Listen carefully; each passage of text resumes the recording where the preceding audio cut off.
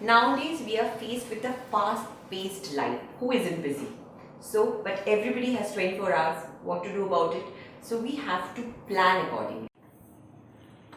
The intricate connection between nutrition and mental health and understanding it is the key to better academic outcomes, optimal productivity, and efficiency in the workplace.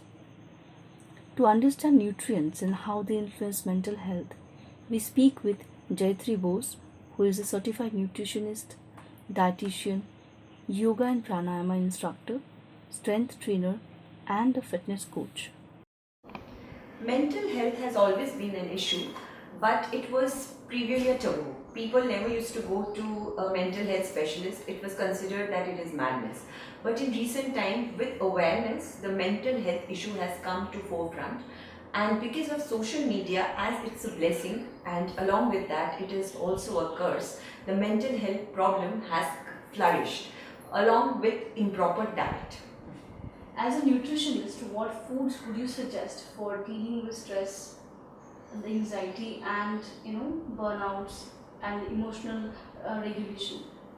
As a nutritionist, I would definitely suggest considering having a whole nutrient well balanced food item and to cut down on junk food, fatty acid, foods with trans fatty acids, refined food, and to incorporate wholesome foods like fruits, vegetables, nuts, along with that good amount of protein, because protein is very important for making hormones, enzymes in our body, and it is often overlooked. And also incorporating omega-3 fatty acids, magnesium, selenium, vitamin B6, vitamin B12, etc. in our diet to combat stress and anxiety as a whole. And also, I would like to emphasize regulation of caffeine. Excessive intake of caffeine can also lead to lack of concentration and lack of sleep. That can also affect our health in long run. The gut-brain axis influences mental well-being. Can you please explain that and how individuals can tweak their nutrition habits to make the most of it? Yes, there is a bi-directional relationship between gut microbiome and how it affects our health. In order to improve our gut microbiome, it is very important to incorporate pre and probiotic food in our diet. So foods like garlic, raw onion, oats, and also green leafy vegetables, yogurt, kimchi, etc. should be incorporated. Fermented food should be incorporated. And emphasis should be given on whole food to build those gut microbiome and to facilitate them to produce serotonin, which is a neurotransmitter, and it is very essential for proper mental well-being and health. We know that workout improves emotional well-being. Can you please elaborate this, correlating it with the role of food and rest? With workout, our body produces endorphins, which is a feel-good hormone. So who doesn't want to feel good?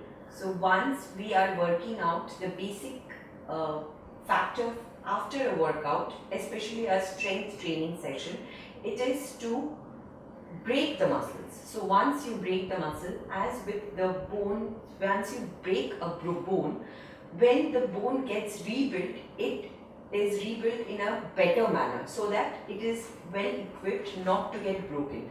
So once somebody is training, the muscle fibers, it breaks down. So the muscle does not get strong that period of time. So it breaks the muscle. And what happens after the workout, when a person is having proper diet, nutritious diet which is rich in protein, and also proper rest and recovery, that is 8 to 9 hours of sleep, minimum 7 hours, proper hydration, that leads to reinforcing and building the muscles stronger.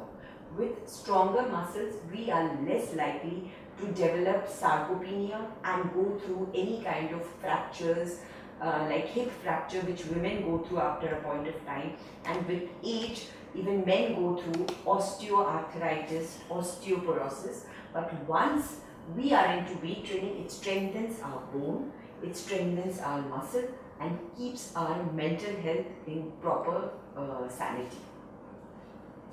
For people with demanding schedules, what are your top 3 tips for maintaining good nutrition, staying active, and getting enough sleep without?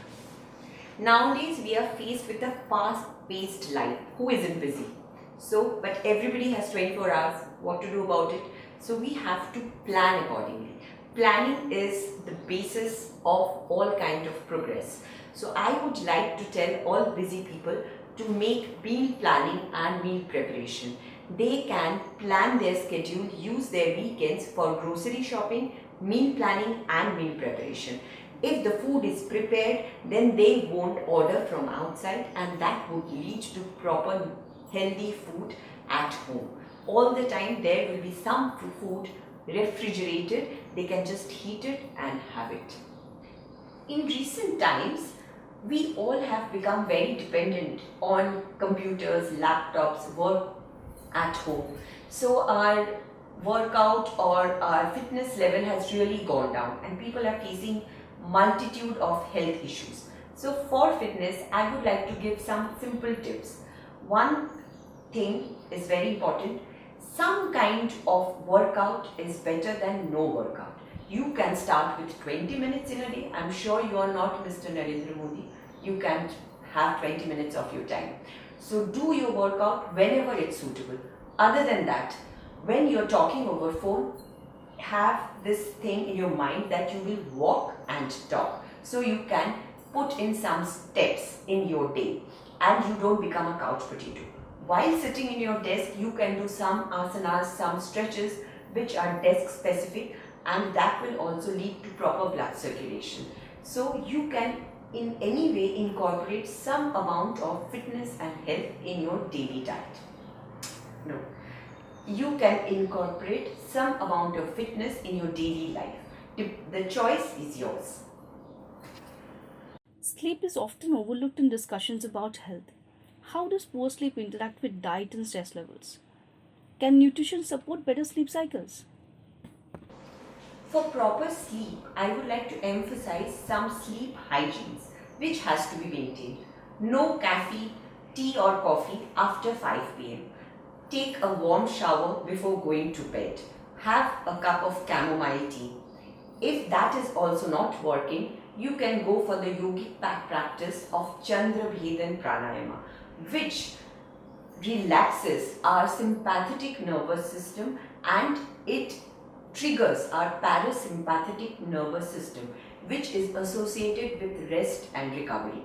So, this is very important. Another thing for sleep is try not to look into your phone. Put it on do not disturb mode. Don't scroll through constant Instagram reels and put your phone at rest, because constant light affects your sleep cycle. The melatonin, which is supposed to get secreted, it gets hindered and hampered because our body is tricked into thinking that it is still daylight and we have to work. So stop watching social media, TV and phone after 9 p.m. We all go through several sleep cycles. So when we sleep, there is different kind of sleep cycle: non-REM sleep, REM sleep, deep sleep, light sleep, etc. So this sleep cycle, it lasts between 70 minutes to 120 minutes. So when we go to sleep, the first initial sleep cycle may be around 70 to 100 minutes, but it slowly progresses. So every individual should get about 4 to 5 such sleep cycle, and each sleep cycle is very important. The initial part of the sleep cycle, we go through deep sleep. That is important for our physical recovery, and the end part of the sleep cycle, we go through REM sleep, that is rapid eye movement. That is very important for our mental well-being and mental health. So if a person is not getting 4 to 5 such sleep cycles, so the combination of physical and the mental well-being is hampered. So if you are sleeping late and getting up early, so either your physical health or your mental health takes a toll, and it cannot be replaced by nap, or it cannot be replaced by weekend sleep. So definitely nutrition can support better sleep, because some food For example, warm milk or milk before bedtime, it has tryptophan, so it can lead to better sleep. Chamomile tea, which is again a nerve soothing tea which does not have any caffeine, it can lead to good night's sleep. And first and foremost, a wholesome meal with proper protein which will cater to all the nutrients, minerals and vitamins will keep our body in a healthy condition, will provide all the nutrients required for the proper functioning of each and every part of the body. And we also need proper vitamin D, which is often overlooked in modern times, and we all are deficient in vitamin D mostly. So with proper nutrition, definitely good sleep can come easily. Are there any surprising facts or new research which has made you look at mental health from a new perspective? The new research about the bi-directional relationship between gut microbiota and our mental health, it has really made me look into nutrition in a different perspective, or mental health from a different perspective, because what we eat end of the day predicts how our gut is going to digest it, and it also predicts the kind of gut microbiota we will have, so which will produce serotonins and other endorphins and other hormones, which is very much related to mental well-being. So our food decides how we feel. So basically we are what we eat.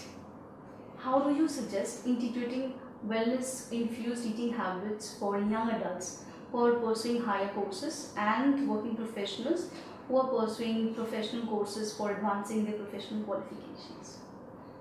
For young adults as well as those who are pursuing professional courses or anything or any kind of education, I would like to emphasize eating home cooked, well balanced food, and not to go for junk food and unhealthy store bought food, because those food are deficient in nutrients, those food are deficient in protein, and they are very high on calories. So what is happening?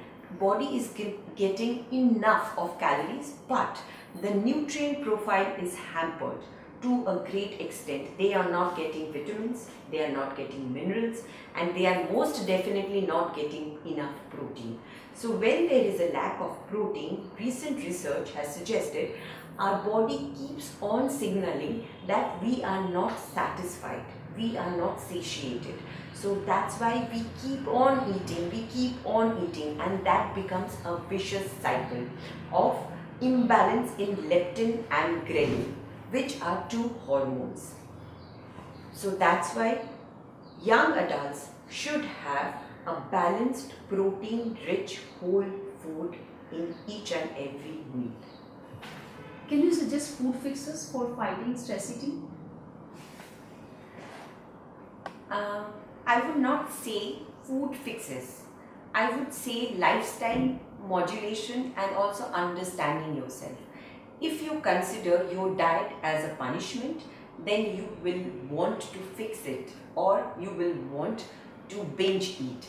But when you stick to things what you like eating, then you won't feel the same. So have food what you like, but make sure you have in the quantity which is required by you. So a quantified nutrition where you measure the food and eat within your caloric budget, and the food what you prefer will definitely prevent binge eating and prevent the mentality of all or none about food. Finally, what does your routine looks like in terms of eating, sleeping and activities for maintaining your mental health? Me being a hyperactive person, even I was like any other person leading a life without proper mindfulness. So if you would have asked me 3-4 years back that what you did first thing in the morning, where you started, it was like a routine. But with asana and pranayama, I understood mindfulness. So nowadays, I don't have any particular time for meditation, but my every activity is with mindfulness. It can be as simple as brushing my teeth, or doing my exercise in a gym. So my morning routine looks like I get up around 4 o'clock in the morning. My training session starts from 5 o'clock, 5 a.m. and it is back to back. It goes on till 11:30. After that I change and I go for my workout. I come back, I eat my lunch, and definitely I keep my breakfast, my smoothie, protein rich and mineral rich nut smoothie ready. So before I start with my training, I eat my fruits and nuts and my chia water. And while I am training, I have my smoothie around 9 a.m., which is a protein rich breakfast smoothie. And then after workout, I eat my normal Bengali lunch, which is every day the same: fish, rice, and loads of vegetables to cater to fiber. And after that, afternoon, I take care of my social media and replying messages and everything. Again, training from 4 p.m. It ends by 7, and after that I have my other meetings and calls, which all ends by 8:15. I eat by 8:30 and off to bed by 9 o'clock. My phone is on do not disturb mode from 9 p.m. and only my parents, my brother and close family, if they call with some emergency, then only the phone will ring. Otherwise, I am not available for the world. I don't watch TV. I've given up on any kind of watching social media or any kind of reels or scrolling phone. So that's it.